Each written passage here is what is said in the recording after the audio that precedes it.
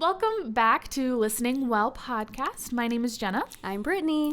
And today we are doing kind of like a Mythbusters. I'm excited. Yeah, Mythbusters. Stigmas. We're talking about stigmas. Yes. And so we're going to be hitting home on just the stigmas behind mental illness and mental health, and just trying to provide an overall foundation. Because we can't necessarily be well, this is cause and effect and all of those things. But in the same token, we can provide just more information to hopefully decrease those stigmas that are out there. Mm-hmm. And to start, I think it's good to just give a foundation of what mental illness is. Because sometimes people are okay, well, what exactly is it? Right. So, mental illness is defined as a health condition characterized by changes in emotions, thinking, and or behavior, which can negatively impact a person's ability to function in social, work, or family settings. And so I have some stats that I think are interesting with how many individuals are affected with mental illness. And so within the United States, approximately 6.5 million citizens, so that's 1 in 5 adults, are affected by mental illness. 1 in 5. Yes. While we're talking, I could also get up the survey that I did within the church and just talk about the stats that I found within our church. Let's do it. Okay. And then what stigma is. So sometimes people may not necessarily know what stigma is. And so stigma refers to the labeling or devaluation of an individual based on negative beliefs, attitudes, and perceptions related to specific populations, leading to status loss, discrimination, or stereotyping. Mm-hmm. Mm-hmm. So we're going hot and heavy today. Yeah, we are. This is going to be loaded, y'all.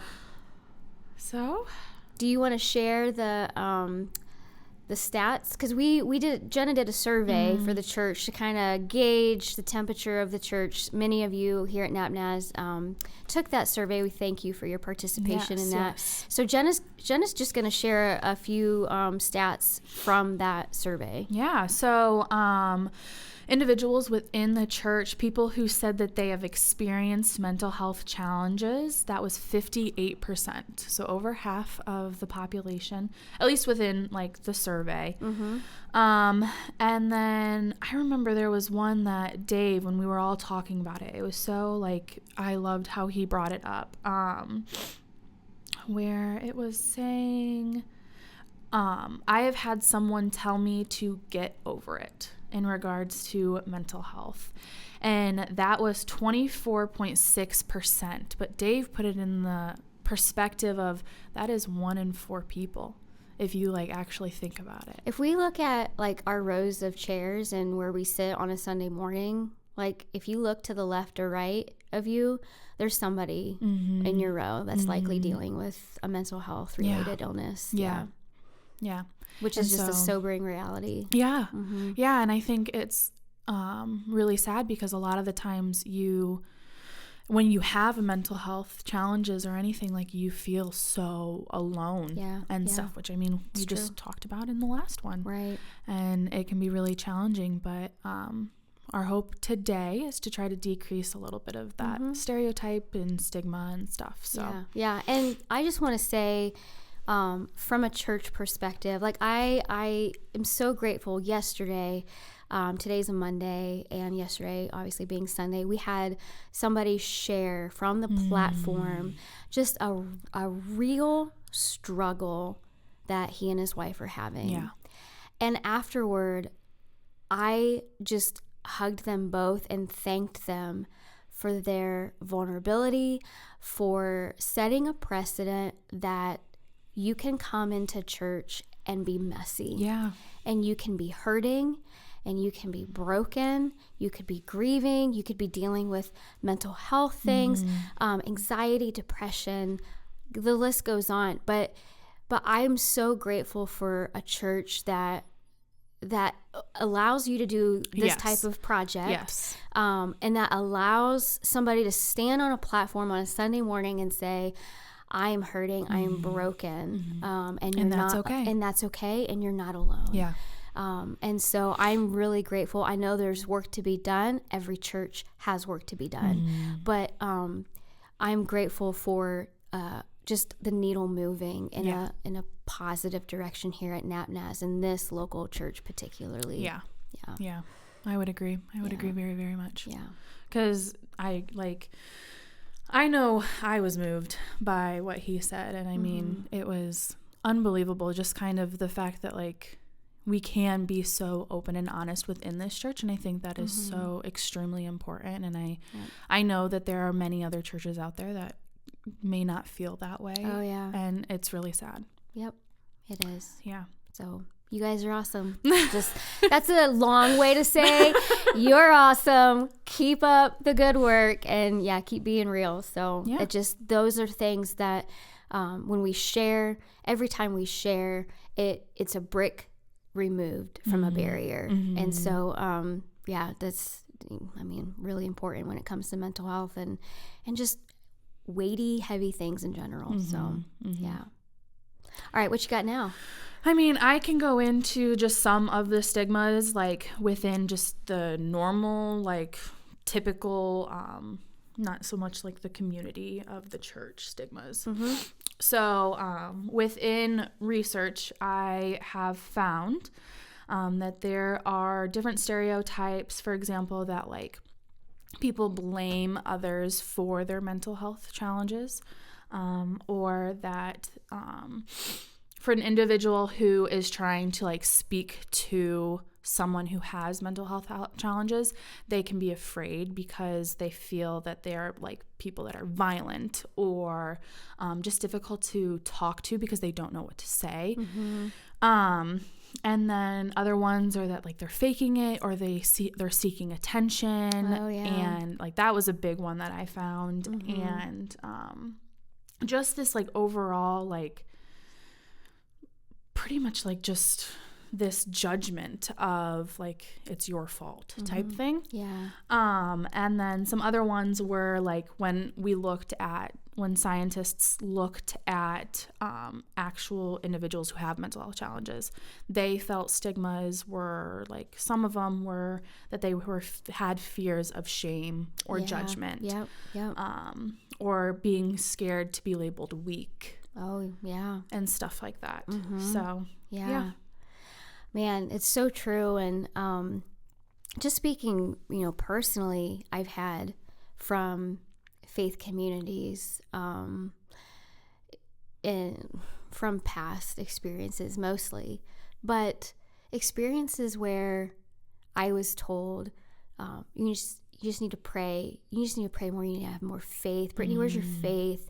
At a time where we just lost our adopted son, and Nora was born. I was having nightmares that she was being taken. My counselor was treating me for PTSD. I was highly anxious, very depressed, and we started having conversations about medicine and is this necessary? And so the stigma even around that, there were people who responded in a way of, how could you ever think about medication? Like, you're a Christian, you're a pastor, like, you pray more. Where's your faith? And I understand, being on this side of it, I think I understand the intention behind wasn't to cause hurt, but seeking to understand. They were seeking to understand how does faith play a role in mental health? Like at the end of the day, that was the heart behind their question and comments, was not understanding where faith and science, like how the two play together, and how faith impacts mental health and those types of things. And so I can relate really well, and that's part of why like we've started just a sliver. Ultimately, God is the one that has put this on your heart. But even like I've made it my mission since that time of debunking the myths surrounding faith and mental health. And there's a book called Mental Health in the Church. Dr. Stephen Grievich, he wrote it in 2018. So it's not of recent. It's not super outdated. But he says that the number one stigma, or the number one barrier for church attendance is stigma.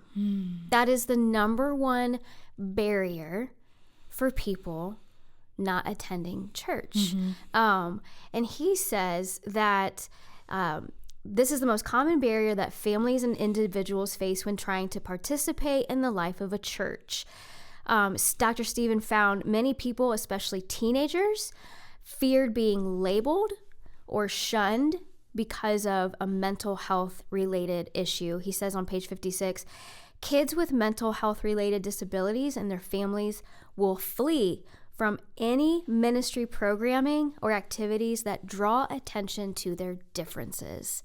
And so I think, like in our context here at NapNaz, and I could speak to it in our previous location as well, but sensory related issues are becoming higher and higher among teens and children.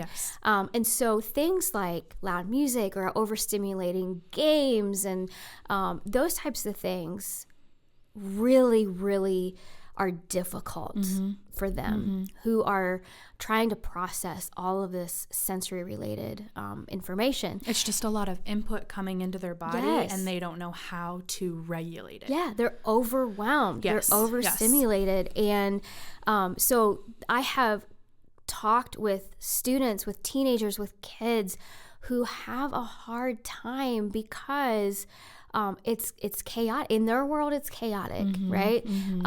And if they do anything, then they feel isolated. Yeah. You know, okay, let's put headphones on. Well, I don't want people looking at me. Now I stand out in the crowd. And so this constant, and I know right now people are thinking, so then what do we do? Like, there has to be a conversation where we don't completely, throw the baby out with the bathwater, but we're also sensitive to those students or adults who are struggling with those things.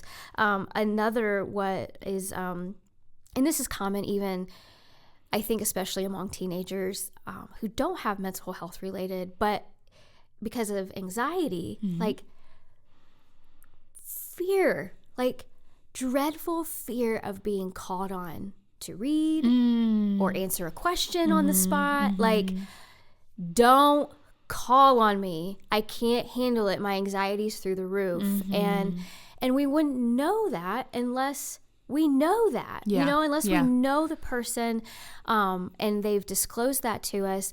We don't know how many students or adults or kids are coming into our doors feeling anxiety. And so the question has to be, what are we doing to move toward them, right?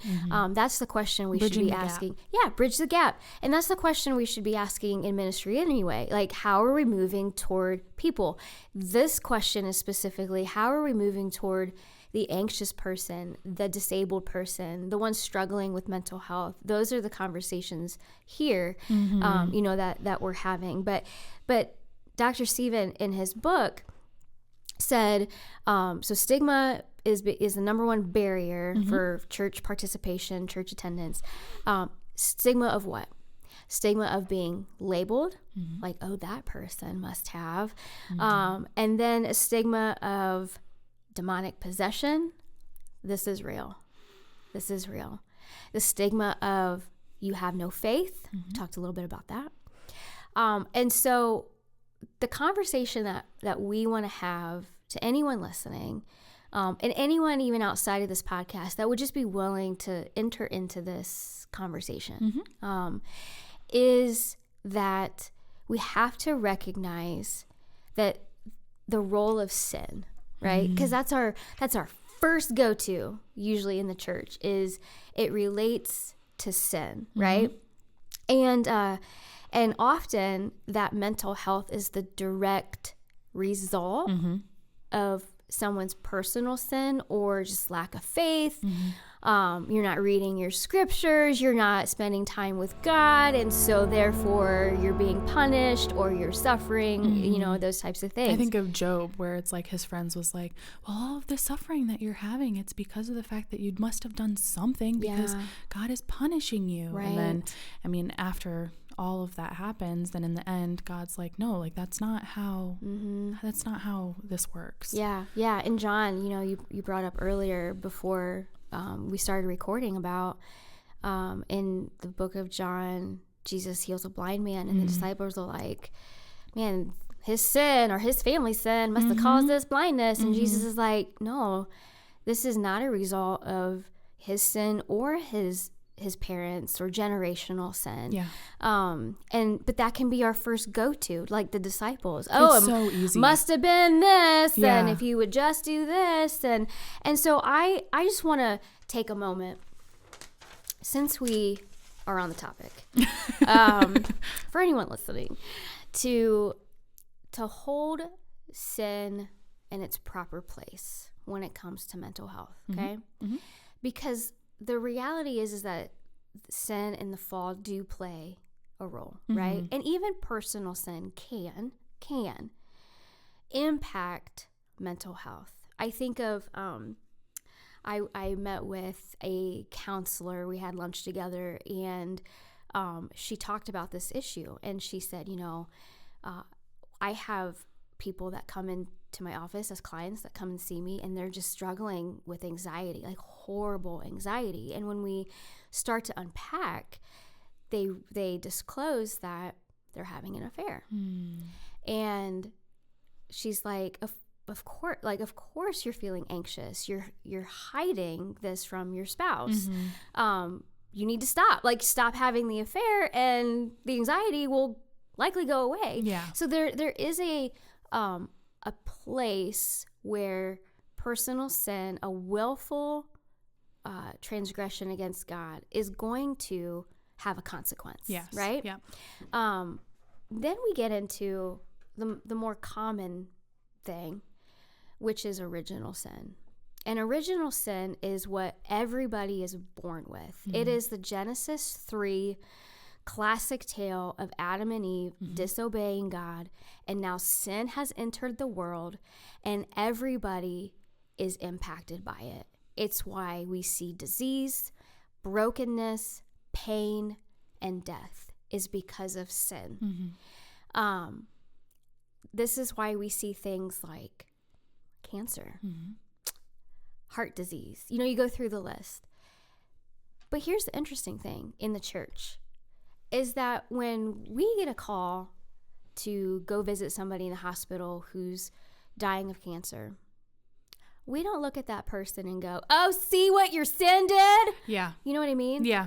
Oh, if you just would have not lied that one time or whatever it is. Or you just would have prayed more. If you just would have prayed more, man. Like, we don't say that. Yeah. But we'll say that to somebody wrestling with anxiety, depression, bipolar, or whatever. You go down that list. And it's mind-boggling. And so we have to hold sin in its proper place, that yes, we experience the consequences of sin through physical health, mental health. And so, here's what I want to say, though, about the demonic possession piece. If all mental health is truly the result of a demonic possession, I'm saying no, it's not. But let's just pretend for a minute that mental health is because somebody is demonically possessed. Does that change our response toward that person? Because Jesus moved toward those who were demonically possessed. He entered into that space. He made time for them. He healed them. He was there. He had compassion on them. And so if Jesus moved toward that, and again, I'm saying hypothetically, even if mental health and demonic possession are related, cause and effect. Does that change our response and how we treat and care for people and how we love them? Yeah. It shouldn't. We still move toward them. We still pray for them and sit with them and have compassion on them. Not sitting up on a high horse saying, "Oh, well, your sin." If you would just not blaming. But I see you. I'm moving towards you. I want to love you. Yes. Because that's what Jesus did. Yes. He set the standard, the precedent of how we care for people. I will walk beside you in this. Yes. And so it's not always related to personal sin. It's not always related to demonic possession. Mental health, like physical health, is a unfortunate consequence of living in a broken world. And we move toward people in our response in a way that demonstrates Jesus, that says, "I love you, I see you, I'm going to care for you, I'm going to walk with you in this." That's what we're to do. And so, debunking these stigmas of labeling, have more faith, you must be possessed. These are things that, if we're not careful in faith communities and churches, it will be extremely hurtful and harmful toward that individual or that family. And so always moving toward love and grace, and asking God, "Lord, how can I be Jesus to this person?" I may not understand somebody walking through schizophrenia. I don't understand that, but I want to learn. I want to sit with you, and I want to love you well. And I'm probably going to buy a book on schizophrenia to learn more, to be able to enter into your world, to see what you're dealing with. Like, how does this impact you and your family?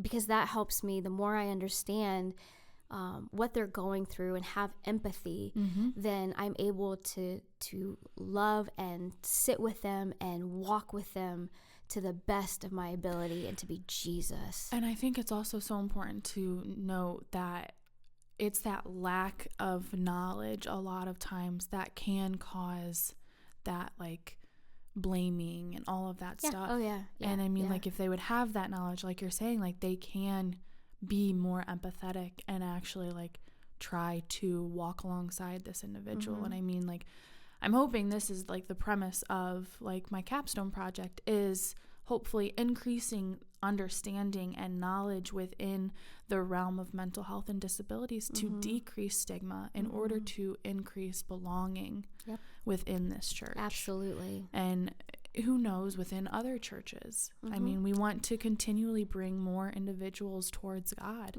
Absolutely. Yeah. And you brought up a really good point there about blame and not understanding. I think it was Pastor Craig Groeschel. This was years ago in a podcast. He said, "We criticize what we don't understand." And that's true for everything. We become critical when we fail to understand something.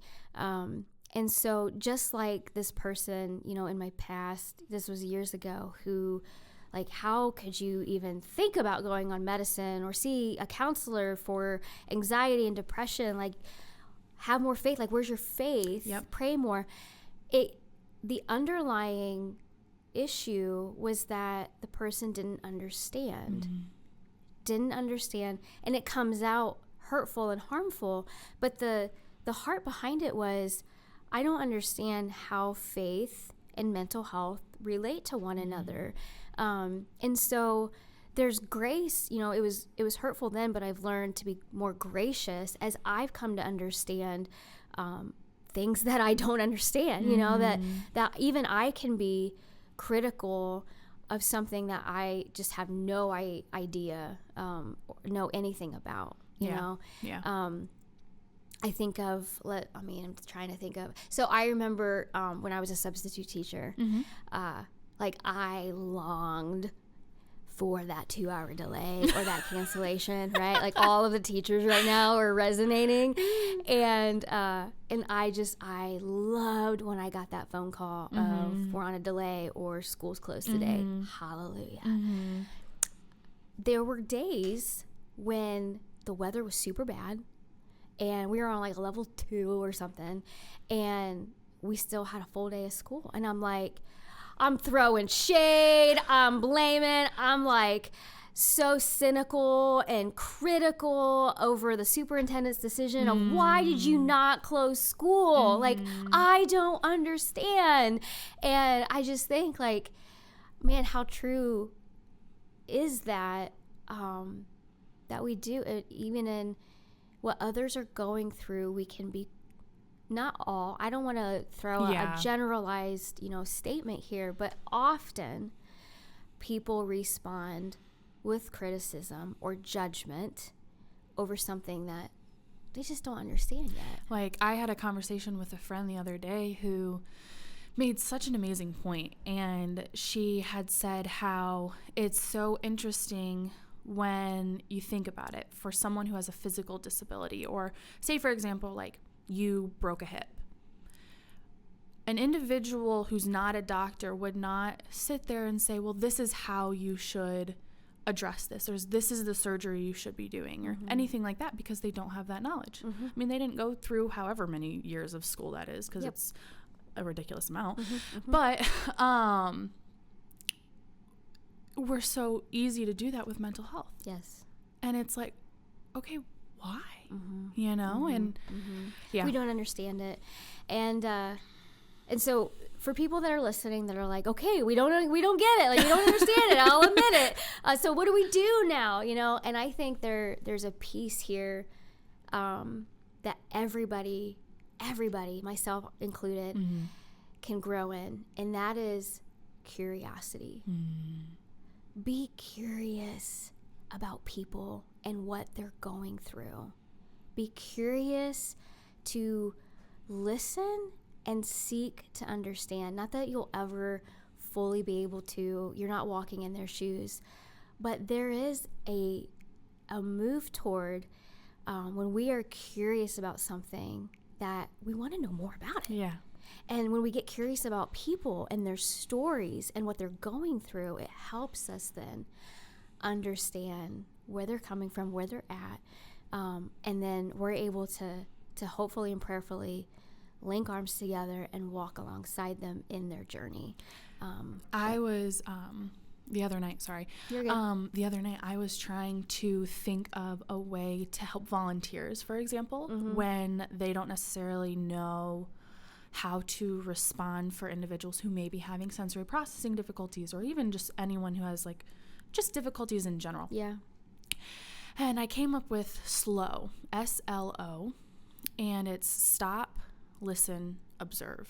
Ooh. And then Say that again. Stop, listen, observe. And then respond. Because in so many instances, we can so quickly react. Our response is to react. And instead, we need to stop, listen, observe, take a moment to take in what you are understanding from this individual. Because a lot of the times, they're trying to communicate something that they don't know how. They don't know how, And so you have to use your ability to empathize with someone and respond in a way that would show empathy.